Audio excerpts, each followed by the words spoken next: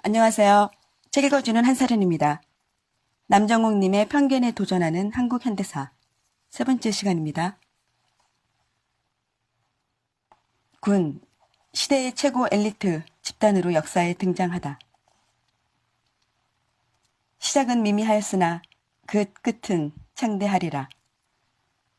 성경 말씀인데 한국군에 대한 설명으로 이보다 적합한 게 없다. 미국은 남한을 점령하는 순간부터 독자적인 군대 창설을 구상했다. 미 점령군 사령관 존 하지 중장은 이렇게 말했다. 점령 초기부터 남한에 군대를 만드는 일에 관심이 많았다. 미군을 대신하여 남한의 안보를 담당할 수 있는 군대가 필요했으며 이러한 조치는 남한의 정부를 수립한 다음을 위한 준비라고 생각했다. 하지의 생각대로 군대는 쉽게 만들어지지 않았다. 본토의 미국 국무부 관료들은 대체 그게 뭐 급한 일이냐 발을 걸었고 소련이 문제 삼으면 어쩌려고 하느냐며 으름장을 놓았다. 그 타협으로 만들어진 것이 남조선 국방경비대였다. 인원은 대략 2만 5천 명으로 한국 경찰의 예비 병력 성격이 짙었다. 이 병력이 슬슬 늘기 시작했다. 1947년 12월에는 약 3만 1,000명, 그리고 대한민국 정부가 출범한 1948년 8월에는 5만 명으로 늘어난다. 그런데 이게 모두 사병이다.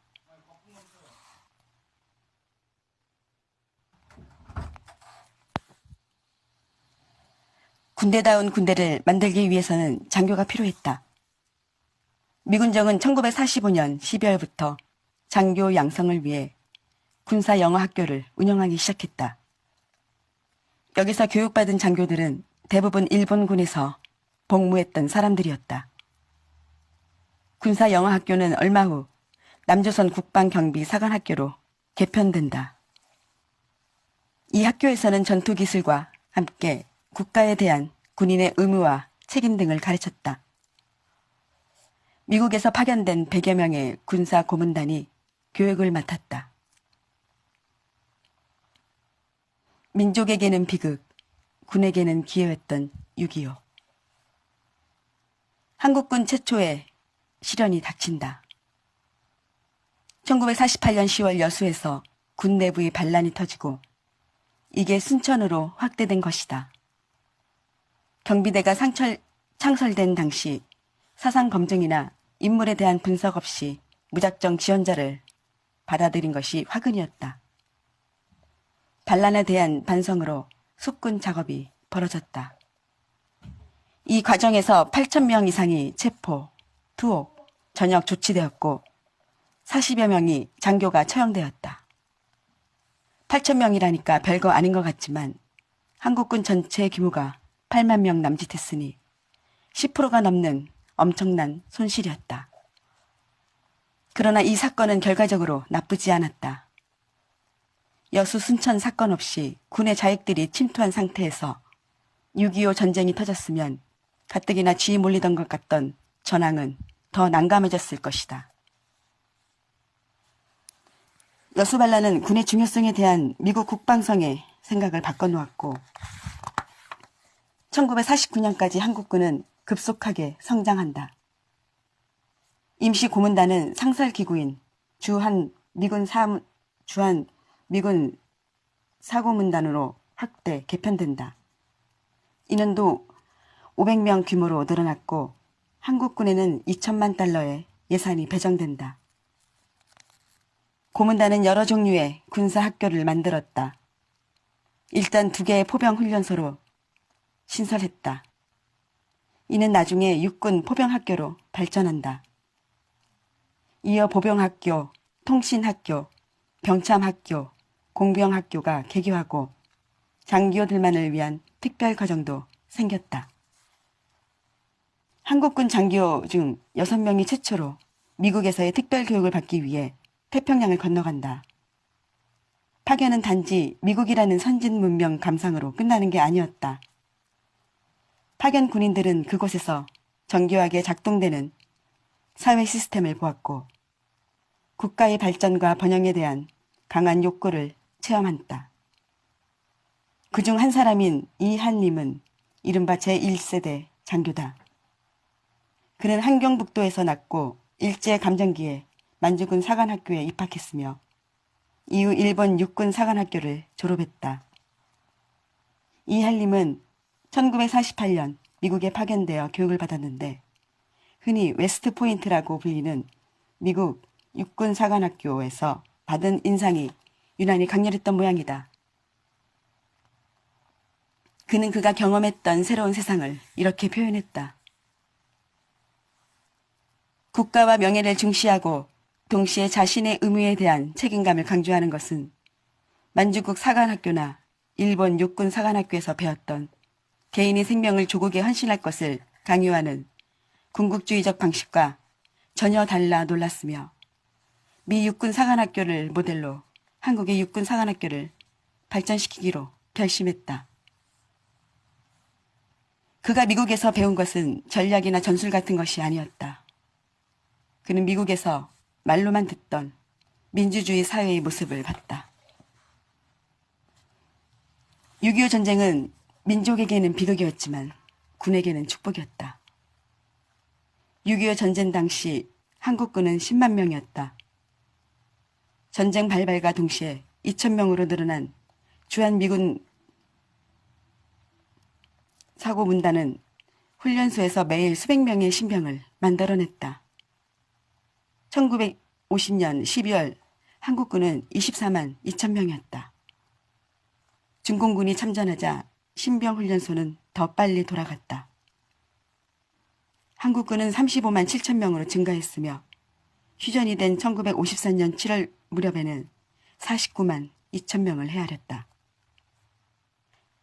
경비대가 신설됐을 때 인원이 6천 명 정도였던 것을 생각하면 무려 80배 이상 증가한 것이다. 정말 창대라는 말 말고는 다른 단어를 떠올리기 어려운 비약적인 성장이다. 게다가 어중이 떠중이가 모인 군대가 아니었다. 좀 잔인한 표현이지만 전쟁터는 한국군 장교들이 어떻게 부대를 지휘하는가를 배우는 교실이었다. 여기서 이들은 효율적인 군사작전과 사상자를 줄이는 방법을 수많은 사상을 통해 배우고 익혔다. 늘어나고 배운 것은 효율적인 전투 수행 능력뿐이 아니었다. 리더십에 필요한 자질을 갖췄고 무엇보다 스스로 보잘것없는 존재라고 여기던 위축된 심리 상태가 호전되었다. 집단의 양적 발전과 개인의 질적 발전이 동시에 이루어진 6.25 전쟁 기간은 한국에서 현대적이라는 수사를 붙일 만한 교육이 최초로 발생한 시기였던 것이다. 미국식 군사 교육이 모두에게 다 통했던 것은 아니다. 일부 장교들은 군사 고문단의 무례함에 굴욕감을 느꼈고 미국에 파견되었을 때는 노골적인 흑인 차별을 보고 붕괴하기도 했다. 한민족 기질이 좀 그렇다. 고마운 것은 고마운 것이지만 예의 없는 것은 별개의 문제이며 내 일이 아니더라도 부당한 것은 참지 못한다. 아마 미군들에게도 이 부분은 상당한 부담이었을 것이다. 군대에서 배웠습니다. 주한미군사 고문단이 운영한 학교에서 전투를 위한 교육만이 이루어졌던 것은 아니다. 미국 버지니아주의 포트 벨브아에 있는 육군 공병학교를 본따 만든 공병학교에서는 불도저, 크레인 같은 중장비 사용법은 물론이고 일부 특별반에서는 전기공사, 석조 및 목공까지 가르쳤다. 민간 사회에도 적용할 수 있는 기술과 교육이 이루어진 것이다. 다리와 도로를 만들고 까는 것, 전쟁에서는 작전이고 민간 부분에서는 건설이 된다. 기갑학교도 비슷하다. 운전, 사격에 더해 전차 수리 및 정비가 수업 과정에 들어있었다. 1956년 육군 교육영감에는 이렇게 기록되어 있다. 전차의 내부 구조에 대해 자세한 교육을 받았으며 내부 연소 엔진과 다른 부품들을 수리하고 관리할 수 있는 수준 높은 기술을 습득하였다. 이런 교육을 받는다는 것은 당시 한국의 민간사회에서는 꿈도 꿀 수 없는 일이었다. 이 학교들을 거친 장교와 병사들이 전역 후에 훨씬 안정적이고 좋은 직장을 구할 수 있었음은 물론이다. 70년대 대기업 건설사에서 일했던 사람들에게 어디에서 그 기술을 배웠냐고 물으면 답은 하나였다. 군대에서 배웠습니다. 이런 각종 학교들 중 으뜸은 육군사관학교였다. 주한미군 사고문단은 소수 정예의 엘리트 양산을 목적으로 육군사관학교를 설립한다. 육사 홈페이지에 들어있는 연역을 보면 다음과 같다.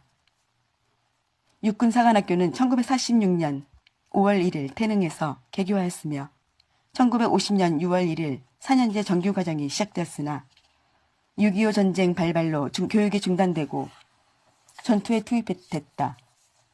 전쟁의 와중에서도 군의 100년 대계를 위한 노력은 지속되어 1951년 10월 30일 경남 진해에서 4년제 정규 사관학교로 재개교하였다. 대부분의 학교들이 단기였던 반면 육사는 4년제였다. 체계적이고 완결성 있는 교육이 학생들에게 실시되었다는 의미이다. 1952년 신입생의 경우 200명, 모집에 1,400명이 몰렸다. 같은 해 7월 12기 선발에는 2,500명이 지원했다. 육사의 인기는 그렇게 높았다.